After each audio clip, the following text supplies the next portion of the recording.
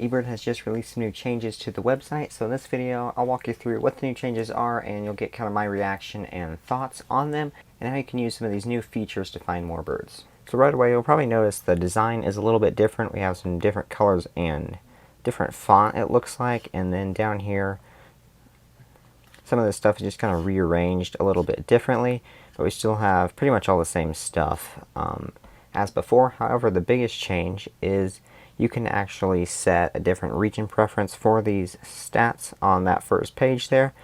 So you can either have it fixed to a certain region all the time, or you can have eBird automatically detect what region you are in, so then it will automatically update your stats for that region. So since I'm in New Mexico right now, it would automatically update my stats for my New Mexico list instead of my United States stats. And so that is the only major change that I found to that first page there. So we're back on the home page of eBird, and you'll notice that like the Submit, Explore, all these tabs are moved over to the right. They were on the left before. So the Submit tab is actually exactly the same. They didn't really change anything in that area as of yet. They might in the future, but for now that looks completely the same. And then the My eBird side of things, different font again, same font matches the entire website. And then it looks like the colors might be a little bit different, but same layout as before. I can't really see anything that has changed here other than the style of it. Now if we go to the Explore tab, this is where a lot of the changes were. So it looks like they've changed like the font and made this text here stand out a little bit, which is pretty nice. And then all the same stuff is still in here. Well, if we type in a region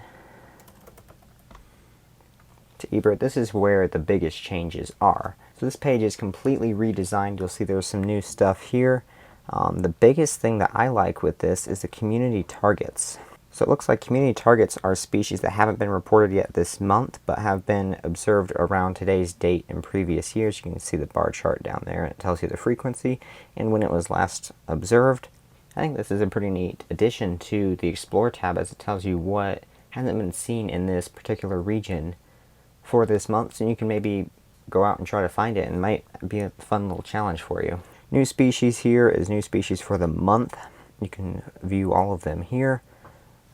And then as usual it tells you how many eBirders for this month, checklist, and then species, and then when it was last updated. You can also change this to the year. Well, if you do that, then the community targets are going to be removed. Recent photos, as usual, you can click on all those as you could before. Recent checklists are still there, and then you can click on that to see even more. You can also click it down there. Although if you look over here on the right, you'll see recent trip reports. Now, eBird has been hinting for a while that they would make trip reports visible ever since they released them. I think it was last year. And now you can see that. And these trip reports are going to be the most recent for this area that you have plugged into the Explore tab. Then we'll see recent audio recordings down here. I don't think that was in the Explore tab before. You had to click several things and then filter audio only recordings in order to be able to see those. So that's kind of neat. Rarities, this is new. It used to be only on the homepage of eBird, and it would just show rarities for the world. So rarities for this county is a nice little addition, although I think they only show up if there's a picture. You can kind of scrub through them there. Hotspots, this is not really new, although it looks like they separated these two things. Checklists and species used to be one thing, and you can just toggle between them. eBirders of the month, this is new. The top 100 used to just be for all time and then for the year for that current region, so it looks like they added for the month too. But we have both checklists and species there. So that's another addition. Illustrated checklist, this looks like the same as before. Top 100, that looks the same as before. You can sort between all years, this year and this month, and then they have the custom time period, which is the big days that eBird has twice a year.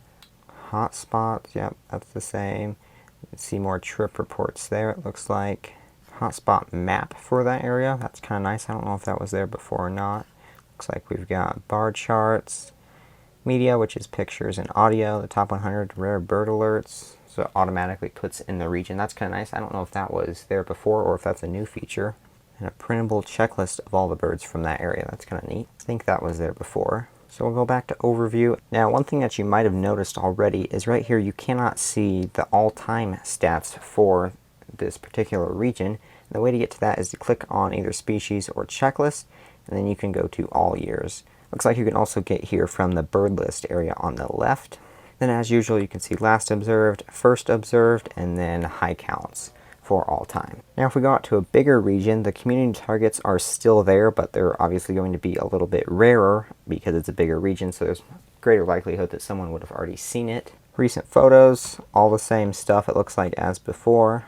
See subregions, this is all the same as before, although they've separated the species and the checklist leaders. So you can access the My eBird from right here too. So depending on what region you're currently in the Explore tab, I'm currently in the United States, as you can see up there. It's going to bring up your life list from that. So I can narrow it down from there if I want. I think this might have been in there before the update, but I didn't ever really use it a whole lot. Same with target species. That way it just saves a little bit of time. You don't have to go all the way to the Explore tab. Put in a location and then get to target species. It just kind of simplifies it a little bit, so that's kind of nice. Target species are the same. Click map and it's going to give you a map of all the different points that people have reported a certain bird. If you go down to patch totals, it's still the same, different font. That's really it. Photo and sound quizzes are still the same. That all looks the same. Submission map, that looks the same. All that stuff's the same. Overall, I think this was a great update, and I'm really excited about some of the features that they introduced, especially the community targets. I think that's a really neat thing to introduce, and I didn't really see that coming, so it's a great surprise to see that. If you have any questions about eBird in general or this new update, go and put them in the comment section below, and I'll get back to you as soon as I can. If you want to see my full eBird tutorial, go and click the video up here.